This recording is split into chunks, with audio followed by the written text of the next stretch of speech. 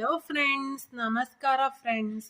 ಮುಂದಿನ ಒಂದು part of next new ವ್ಲಾಗ್ನ ಸ್ಟಾರ್ಟ್ ಮಾಡ್ತಾ ಇದ್ದೀನಿ. ಸೊ ಇವತ್ತು ಮಾತಾಡೋಣ ಕೆಲವು ಉತ್ತಮ ವಿಷಯದ ಬಗ್ಗೆ. ವ್ಲಾಗ್ನ ಒಳ್ಳೆ ರೀತಿ ಕಂಟಿನ್ಯೂ ಮಾಡ್ಕೊಂಡು ಹೋಗೋಣ ಬನ್ನಿ. ನನ್ನ ಪ್ರಕಾರ ಸುಳ್ಳು ಕೊಡುವಷ್ಟು ಸಂತೋಷ ನಿಜ ಕೊಡುವುದಿಲ್ಲ, ನಿಜ ಕೊಡುವಷ್ಟು ದುಃಖ ಸುಳ್ಳು ಕೊಡುವುದಿಲ್ಲ. ನೆನಪಿರಲಿ, ಸುಳ್ಳು ಒಂದು ಭ್ರಮೆ, ಅದು ಎಂದಿಗೂ ನಮ್ಮ ಜೊತೆ ಇರುವುದಿಲ್ಲ.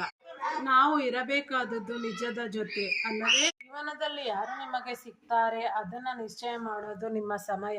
ನಿಮ್ಮ ಜೀವನದಲ್ಲಿ ನೀವು ಯಾರಿಗೆ ಸಿಗ್ಬೇಕು ಅನ್ಕೋತಿರೋ ಅದನ್ನ ನಿಶ್ಚಯ ಮಾಡೋದು ನಿಮ್ಮ ಹೃದಯ. ಯಾರಿಗೆ ಸಿಗ್ತೀರಾ ಜೀವನದಲ್ಲಿ, ನೀವು ಅವರ ಜೀವನದಲ್ಲಿ ಎಲ್ಲಿ ತನಕ ಇರೋಕೆ ಆಗತ್ತೆ ಅದನ್ನ ನಿಶ್ಚಯ ಮಾಡೋದು ನಿಮ್ಮ ನಡವಳಿಕೆ. ನಿಮ್ಮ ನಡವಳಿಕೆ ಒಳ್ಳೇದಾಗಿರಲಿ, ಆಗ ನಿಮಗೆ ಎಲ್ಲನೂ ಒಳ್ಳೇದಾಗುತ್ತೆ, ಕಾರ್ಯಸಿದ್ಧಿ ಆಗುತ್ತೆ. ಈ 5 ಪ್ರಶ್ನೆಗಳನ್ನು ನಿಮ್ಮ ಮಕ್ಕಳಿಗೆ ಎಂದೂ ಕೇಳಬೇಡಿ. ನೀನು ದೊಡ್ಡವನಾದ್ಮೇಲೆ ಏನು ಮಾಡ್ತೀಯಾ? ಬದಲಾಗಿ ಈ 5 ಪ್ರಶ್ನೆಗಳನ್ನು ಕೇಳಿ. 1. ನೀನು ಬೇಸರವಾಗದೆ ಪ್ರತಿದಿನ ಮಾಡಬಹುದಾದ ಒಂದು ಕೆಲಸವೇನು? ಹೇಳು ಮಗುವೆ.